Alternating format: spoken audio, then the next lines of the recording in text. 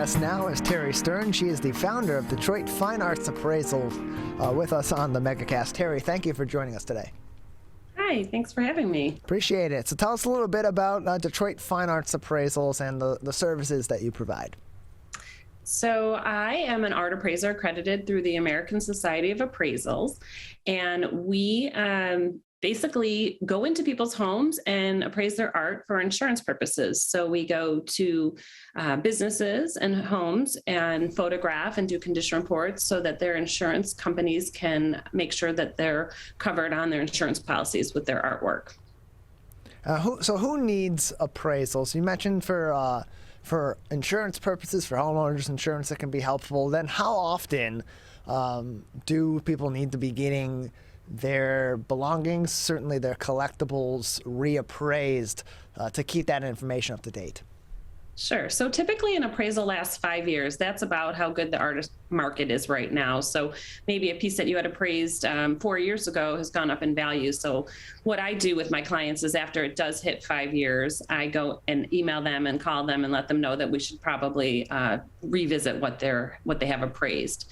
So who needs an appraisal is someone who has artwork that is, and I like to say, over $5,000 to $10,000 in value, because when you have a loss in your home, you have personal property coverage. So that includes everything in your kitchen, your clothes, your furniture.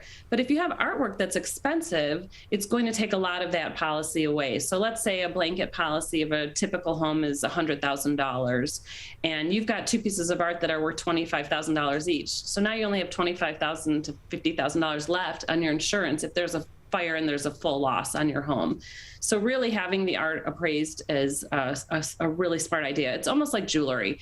The difference between the jewelry appraisals and the art appraisals are jewelry leaves the home, so it's more expensive to appraise. The art never leaves the home. So usually with an art claim, it's either one piece that's broke, fell off the wall, somebody bumped it, somebody ruined it, or an entire loss of a whole entire house with a fire. There's not a lot of theft in art in homes. We're joined by Terri Stearn. She is the founder of Detroit Fine Arts Appraisals, joining us today on the Megacast. And so when people are in need of appraising their art or other belongings for a number of different purposes, whether they're looking to sell or whether it's for insurance purposes, whatever the purpose may be, what are the steps that they should take in order to make sure that they are getting the best appraisal possible and that they're working with someone that knows what they're doing and is going to be giving them proper and quality consultation? Sure. Well, the number one thing I tell people is to make sure that the appraiser you're using is accredited. There's not a lot of accredited appraisers in the country for fine arts, maybe 400 to 800. Most of them are in New York and Los Angeles. But anybody can be an appraiser, so you need to be a little bit careful. The government does not think that it's necessary to have guidance right now on this. I'm hoping that changes. We actually are working with the Appraisal Foundation to see that changes, because it's important. Because you want to make sure that your appraisals are done right. Often I'll go into homes where maybe the parent has passed away and the children are calling us in, and I see these old appraisals. Just this week it happened where it was a William de Kooning piece, and the credited the wrong title. And it makes a difference because the title of the piece, there's two pieces with different titles, they had different value. Some of them had better value than the others. So it's a mistake. So I think the number one thing is to make sure that they're accredited through a appraisal society. American Society of Appraisals, or the International Society of Appraisals, one of those are really the best two. Also, you want to make sure that you hire somebody that's going to come out to the home. Not going out to the home, letting you send pictures is kind of a no-no. I will do that, and I did that a lot during COVID. Actually, we came up with an interesting system. I had a client who had a piece that was over $1 million. It was a Helen Frankenthaler, and it needed to be, the insurance company was demanding that it get done right away. This was in the heart of COVID when everything was shut down in April. And so what I had the client do was I had them stand in front of the artwork with a newspaper with the date on it, and her husband took a picture of her with it. And that way we could document that the piece was in perfect condition, so that if there was, that my eyes weren't on it, that there was no issue if something were to happen with the piece. So in the process of being accredited, what do appraisers or prospective appraisers go through in terms of training or certification to gain that accreditation and be certified, so to speak, as a quality appraiser? Sure. So you have to take 4 personal property classes. I took them at SUNY Purchase, New York, and I took them at Massachusetts College of Art and Design. And they're week-long classes, and then you have to take an ethics exam. You have to take a USPAP exam, which is the United Standards of Professional Appraisal Practices. And then you have to take your personal property exam. And then once you have all the exams done, you have to turn in 2 reports, one fair market value and one that is insurance value. And that way you can make sure that it's all done. The process can take up to 5 years, honestly, but 2 to 3 years is really what it should take. So on top of the of ensuring that your appraiser is accredited before you go through with an appraisal, what are some other red flags? And you mentioned a couple of them, but what are some other red flags that people that are looking to get some of their property appraised should be looking out for when they do hire an appraiser or before they hire one even? Sure. So not everyone knows everything. So like I have a specialty in glass, in Judaica, in religious relics, in graffiti. I have a specialty in Detroit artists, post-war.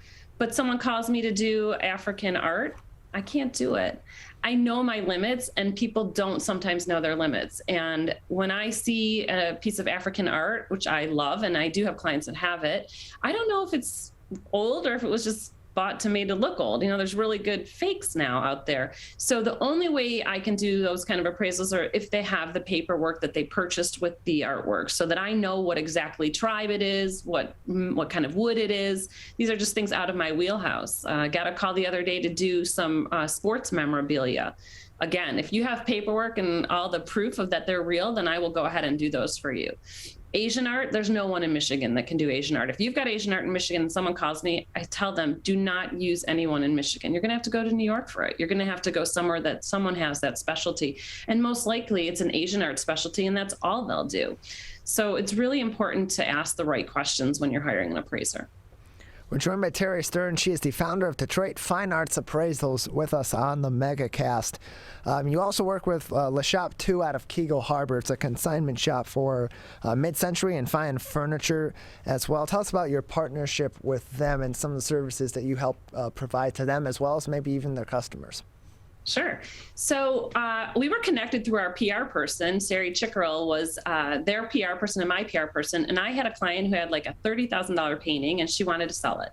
And I had no idea. This was out of my wheelhouse again. And I was reaching out to auction houses, and Sari connected me with Le Shop 2, and they were selling iconic furniture, and they had some art. But when I started entering with them, we really brought the art level up. Now we sold a Roy Lichtenstein, we've sold Keith Haring, we've sold Banksy, not just decorative art anymore. So it was a really wonderful partnership, and it was great because then my clients had a way to sell their artwork. It's an amazing store. It's 16 or 17,000 square feet, and we're adding on 6,000 square feet because when we partnered, we realized there was such a need for selling art. There was also a need for auctioning art. There's 2 different ways to sell art. Obviously, you can sell at secondary market or you can sell at auction. And with auction, you get a higher commission rate for your client. So it's kind of nice to be able to use that option. So we started an auction house, which we call Le Shop Auction House. And actually, our next auction is December 5th, and we've got some amazing art that's going to be on it. So tell us a little bit more about that auction that will be coming up on December 5th. You mentioned it's going to have some amazing art that will be available for people to bid on and purchase at that auction. What are some of the pieces that people may be, or kinds of pieces that people may be able to find at that auction that may be of interest so they can prepare themselves for that auction? All right. Well, there's something for everyone. The bidding starts at $50 to $45,000. But my favorite piece in the auction right now is we have a Victor Vasarely. He was an op artist from Hungary, and it's an original and it's a showstopper. When I walked in the house and the client showed it to me, I just was floored. It was beautiful. I've seen and sold a lot of Vasarely's artwork, but not an original. So this is kind of exciting for me. We also have an Allen Hauser War Pony, which is an amazing Southwestern bronze piece. We have the cutest little Toshiko Takazu. It's called a Rattle Vase, and it's a ceramic vase, and it has a little rattle in it, and it makes a little rattle noise, and it's just such a cool piece. Oh, we have Carl Mills. Carl Mills was the sculptor head at Cranbrook, and we have two of his sculptures. One is a lot lower, I believe, a few $1,000s, maybe $3,000 or $4,000. The other one's a much higher reserve on the piece, a much larger piece. We also have a Robert Natkin original that is also showstopper. It's a really large, beautiful, beautiful piece. And we have some amazing mid-century modern furniture. We have a Nakashima stacking table that is just out of this world, a lot of glass and ceramics, just really something for everyone at this auction. We're joined by Terri Stearn. She is the founder of Detroit Fine Arts Appraisals, joining us on the Megacast. And so you mentioned some of the art that's going to be coming up at this next auction with Le Shop Auction House. You've also been part of, as you also said, many other auctions in the past. What are some of the more interesting and compelling pieces that you've been a part of helping your clients auction off in the past? So we had a first edition Charles and Ray Eames beautiful cabinet. And Charles and Ray Eames both went to Cranbrook and worked there as well. And it was just an incredible cabinet, and it sold for $45,000. I think the bidding started in the teens. It was amazing what happened. It ended up being purchased for an institution that's going to be on public view eventually, which was really exciting. It's always great when we know that a piece is going to an institution that everybody gets to see, but it really just blew our minds that this piece went for that much money. That was probably the most exciting piece we've had. We've had some agam. We have two in this coming up auction. They're called agamagraphs, where they're three-dimensional and they move, and he kind of came up with the concept that was really a really, really cool piece. Yeah. We're joined by Terri Stearn, the founder of Detroit Fine Arts Appraisals, joining us on the Megacast. And so, Terri, if somebody is preparing to sell some of their art or to sell some of their collectible items, maybe even put it up for auction, after they've gotten consultation from an appraiser and know the value of their property, what are the next steps that they should be taking as they prepare to sell or prepare to auction off and sell by that way their product?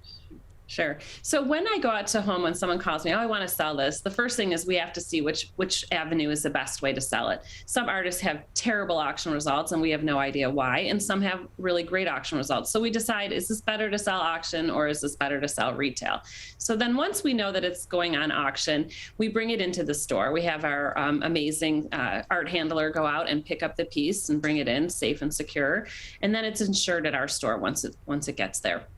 And then what we do is we research auction results and we see what the auction result is and where we should set the reserve and where we have the estimates of what it's going to be. So really, once the piece leaves their home, it's just sit back, grab the popcorn, and put on the auction and watch and wait and see what happens. Cross your fingers.